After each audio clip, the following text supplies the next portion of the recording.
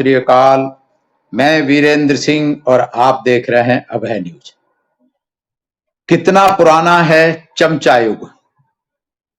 चमचा युग 1982 में साहब कांशीराम ने पुस्तक लिखी चमचा युग के नाम से। इसमें चमचा के बारे में बहुत सारी जानकारी दी गई है। तो अभी हम बात करेंगे कि कितना पुराना है चमचा युग, कब से इसकी शुरुआत हुई और कैसे इसकी शुरुआत हुई। तो चमचा युग शुरू होता है 24 सितंबर 1932 से, जिस दिन बाबा साहेब डॉक्टर अंबेडकर और गांधी ने पूना पैक्ट पर हस्ताक्षर किए थे। आज इसको करीब 90 साल होने जा रहे हैं। इतना पुराना है चमचा युग। और 24 सितंबर 1932 को पूना समझौता खास करके शूद्रों पर थोप दिया गया था और इसके साथ ही चमचा युग शुरू हो गया था। जब तथाकथित हिंदुओं को थोड़ी सी सत्ता देने के लिए बाध्य किया गया तो वे बचाव की मुद्रा में आ गए। वे यह सुनिश्चित करने को तत्पर हो गए कि उस पर से उनका नियंत्रण ना छूटे। इसके लिए संयुक्त निर्वाचक मंडल का सहारा लिया गया। आप लोगों को मालूम है, बाबा साहब 17 सितंबर 1932 को सेपरेट इलेक्टोरेट का अधिकार मिला था, पृथक निर्वाचक मंडल का, जिसको 2 वोट का अधिकार भी कहते हैं। वो 2 वोट का अधिकार गांधी एंड कंपनी ने छीन करके 24 सितंबर 1932 को पूना पैक्ट हुआ था। और पूना पैक्ट में संयुक्त निर्वाचक मंडल जो था हमारे ऊपर थोप दिया गया था।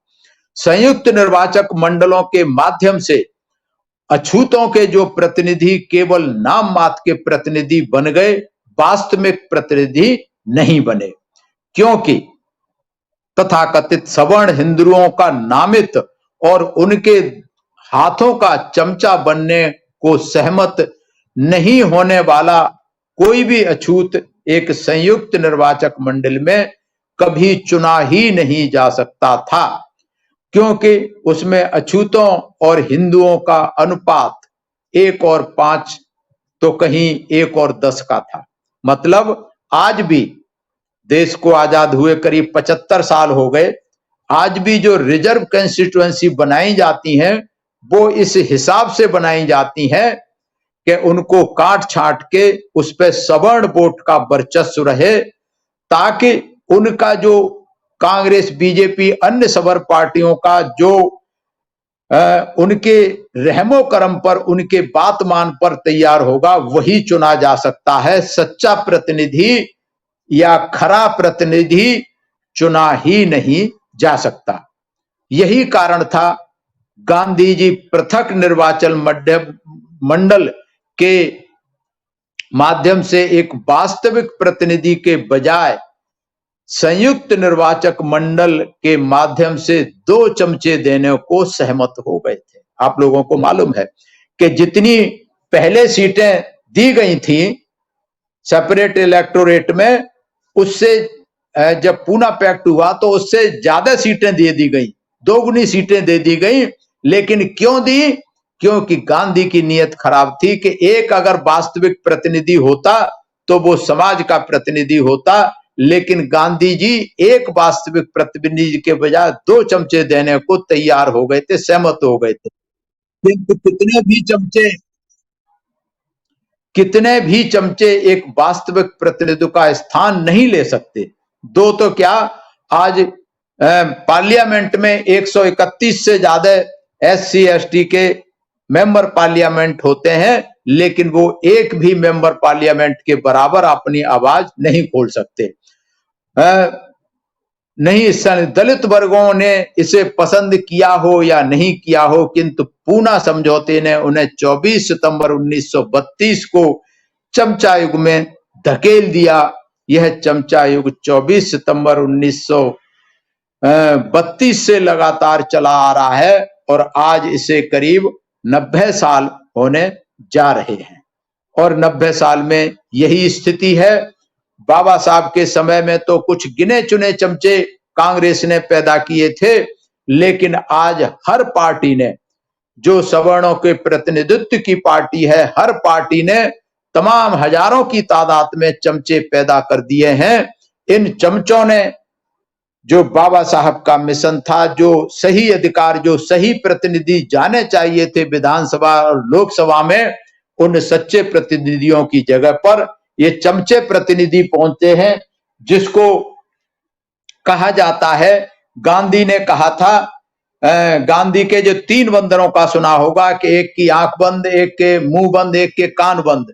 तो ये जो प्रतिनिधि हैं, ये बहुजन समाज के, शूद्र समाज के जो मेंबर पार्लियामेंट बैठे हुए हैं, पार्लियामेंट में, विधानसभाओं में हजारों की तादाद में एमएलए एमएलसी हैं, ये सारे के सारे पूना पैक्ट के प्रोडक्ट हैं, पूना पैक्ट की देन है। और ये गांधी के अंधे, बहरे और गूंगे जो प्रतिनिधि हैं, ये समाज का प्रतिनिधित्व बिल्कुल भी नहीं करते। ये इन पार्टियों के पाले हुए चमचे हैं, जो पार्टी की विचारधारा से, लीक से हटके अपना मुंह नहीं खोल सकते। तो ये नुकसान हुआ है पूना पैक्ट के कारण। 24 सितंबर 1932 से आज की तारीख में चमचों की फौज पैदा हो गई है। हर पार्टी ने हर समाज में चमचे तैयार किए हैं, खासकर बहुजन समाज और अल्पसंख्यक समाज में।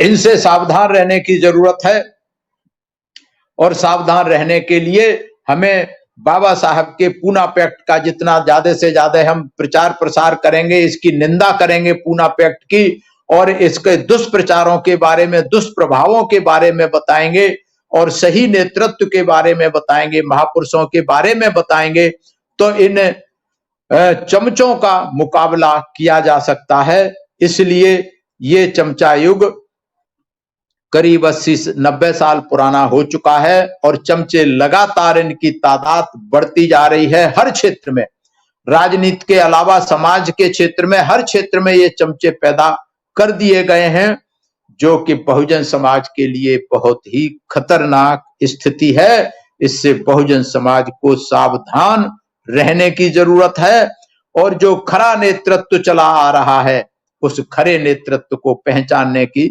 जरूरत है। मैं 2 लाइनें खत्म करके, कह के अपनी बात को खत्म करूंगा कि एक शेर लिखा है कि जरूरत है एक कायद हो, एक परचम हो, एक सफ हो, कभी बिखरी हुई कौमों को कुर्द ओफर नहीं मिलता, समझती क्यों नहीं आखिर हमारी कौम ये नुक्ता कि लुट जाते हैं राही जिन्हें रहबर नहीं मिलता। तो ये चमचे समाज को लूटने का, लुटवाने का काम कर रहे हैं। आज की तारीख में सच्चा रहबर अगर है तो बहुजन समाज पार्टी, और बहुजन समाज पार्टी का खरा नेतृत्व मजबूत और ना बिकने वाला, ना डरने वाला निर्भीक नेतृत्व है। इसके लिए हमें प्रचार प्रसार इस बात का करना चाहिए, अगर हम इस चमचा युग को रोकना चाहते हैं और बहुजन समाज को हक, हकूक, अधिकार दिलाना चाहते हैं, सत्ता दिलाना चाहते हैं, तो इन चमचों की बारे में विस्तार से समाज को बताना होगा, महापुरुषों के इतिहास को बताना होगा। यही एक तरीका है जो साहब कांशीराम ने अपनाया। आज बस इतना ही।